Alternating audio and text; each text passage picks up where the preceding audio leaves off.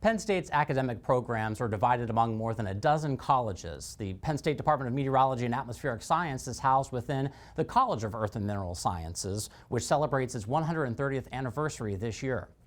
Tonight we're pleased to welcome Interim John Leone Dean of the College of Earth and Mineral Sciences, John Mauro, who took over the position this summer. John, welcome to Weather World. Thank you so much, Rob, for having me on. Yeah, so you previously served as the Department Head of Material Science and Engineering here at Penn State. What's the transition been like going from heading a department to now overseeing a college? Well, sometimes it feels like drinking from a fire hose, but fortunately we have outstanding staff here, both at the college and among all of our departments. So they are very willing to tell me everything I need to know, even before I think to ask.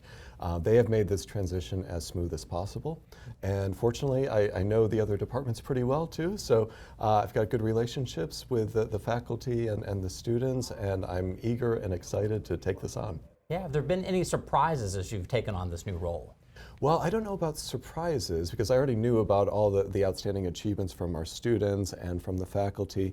But one thing that did surprise me is the connections between the research in the different departments. For example, when I was touring the Department of Meteorology and Atmospheric Science, there was research there related to the nucleation and growth of ice crystals. And that is actually very similar to some of the work that we do in the Department of Material Science and Engineering. So for a lot of folks at home who may not realize the role of a dean, you've actually kind of had some recent opportunities to take on a greater capacity of being a cheerleader for all of these departments, right? Yes, yeah. I was really surprised when I and also Dr. Barb Arnold, who is the chair of our mining engineering program within the college, we got invitations to go visit the White House last week for a roundtable discussion with high-level administration, including President Trump. This was related to the importance of mining engineering for the country, both from an economic point of view and from a national security point of view. So the White House gathered together all 14 of the ABET accredited universities in mining engineering, and they set us with the mission of doubling or even tripling the number of graduates that we produce in mining engineering. President Trump also announced $100 million in new funding to help support these efforts. So we were really excited by the news, and we look forward to taking the next steps.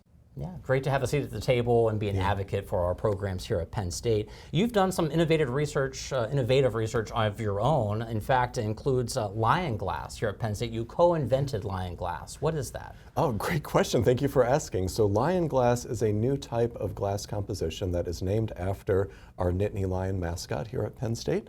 And Lion Glass is designed to be a replacement for standard glass products like glass windows in your houses and office buildings, the glasses that you drink out of, glass packaging for food and for beverages.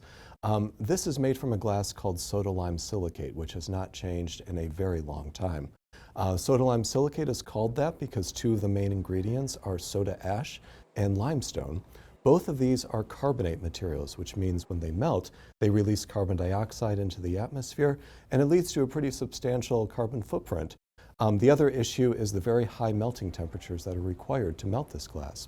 So what Lion Glass does is it proposes a completely new formulation of the underlying glass chemistry that, first of all, completely eliminates the use of carbonates, so that contribution to the carbon footprint is gone, and it also greatly lowers the melting temperature by about 400 degrees Celsius. What are some of your goals, kind of thinking about that research and the students involved with those breakthroughs, graduate and undergraduate? Yes. What are some of your goals in your role as interim dean? Absolutely. So one of the great things about our College of Earth and Mineral Sciences is how students have the opportunity to conduct really relevant, meaningful research even during their undergraduate years. I've had several students work in my lab when they were undergraduates, many of them continuing on to graduate school to earn their PhD. So one of the things that we pride ourselves in is the opportunity to give students all these opportunities to conduct research, to do volunteer leadership, to really connect with outreach to the broader community. Our number one goal as a college and as a university is student success. So we, first of all, need to make sure that when students come here, they know all of our outstanding programs that we have to offer. But once they get through the door here, we need to do everything we can to make sure they are prepared to succeed. So we need to support them, academically and in terms of their growth outside the classroom. What are some of the ways that you continue to be involved with undergraduate and graduate students here at the university? Oh, great question. So here in the College of Earth and Mineral Sciences, we have a welcome event for all of our new freshmen who are coming in. It's called Teams, and this takes place at Lake Raystown. And it was my pleasure to introduce our new class of students last week there. Students are core to what we do. That is our core mission as a university. And so everything needs to revolve around that at both the undergraduate and the graduate levels. Yeah, and science has faced unique challenges in recent years.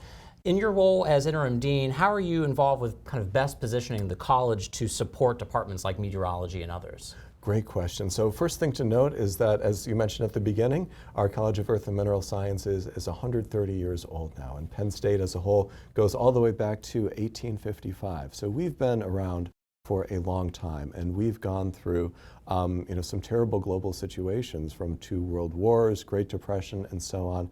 Every time we've emerged stronger. So it is true that now we are dealing as a generation, just like all the generations before us, with some major challenges that we need to face with respect to medicine and the environment and energy, social issues as well.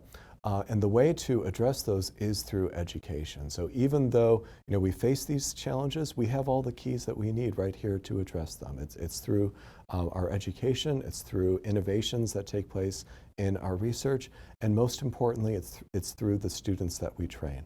I know you feel the same way, that when we are educating the next generation of students, that they're coming here not just to learn, but to have a positive impact on society. It's what inspires me as I come each day. Absolutely. Well, thank you so much for being here on Weather World tonight, and here's to a great fall semester ahead. You too. Thank you, Rob. All right, thank you. Yep. Well, Dr. John Mauro, Interim John Leone Dean of the College of Earth and Mineral Sciences here at Penn State, thanks for being here, and we'll be back in just a moment with more.